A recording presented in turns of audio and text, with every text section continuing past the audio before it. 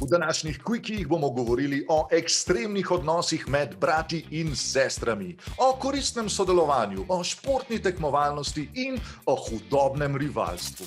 Bratje in sestre velikokrat tekmujejo med sabo. Včasih tekmujejo za starševsko ljubezen, včasih za to, kdo bo dobil več sladkarij, včasih pa za teniške Grand Slame.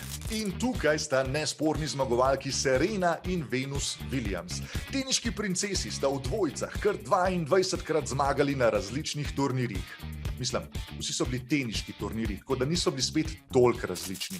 Ko sta premagali vse ostale, sta morali premagati še drugo. Odigrali sta kar 31 medsebojnih dvobojev, od katerih je 19krat zmagala Serena, 12krat pa Venus. Sta edini ženski, ki sta se spopadli v 4 zaporednih Grand Slam finalih, od katerih je vse 4 zmagala Serena, tako da si lahko predstavljate, kako izgledajo njihova družinska kosila.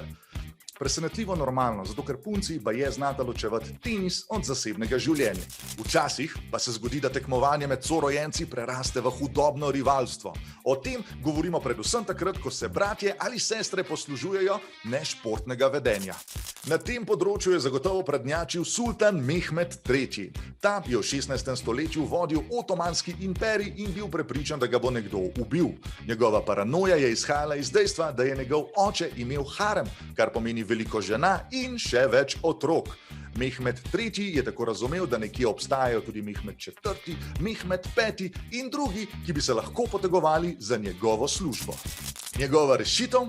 Pobi vseh 19 polbratov in celih bratov. Tako se je Mehmed zavaroval, da na družinskih kosilih ni bilo nerodnih in neprijetnih situacij. Tukaj so družinska kosila v celoti odpadla, tako kot glave Mehmedovih bratov.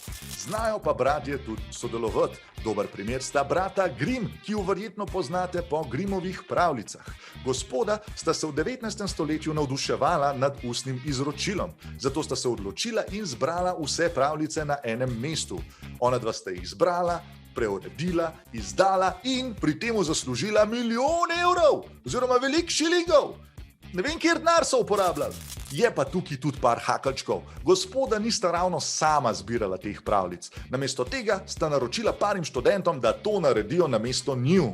Kdo bi si mislil, da so že takrat poznali študentsko napotnico?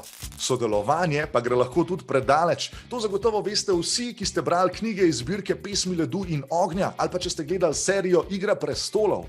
V tej zgodbi brat in sestra Cersei in Jaime Lannister tako dobro sodelujeta, da iz njunega sodelovanja pridejo ven kar 3 otroci. Tako da, kakorkoli, to so bili naši Quickie. Upam, da ste se naučili kaj novega.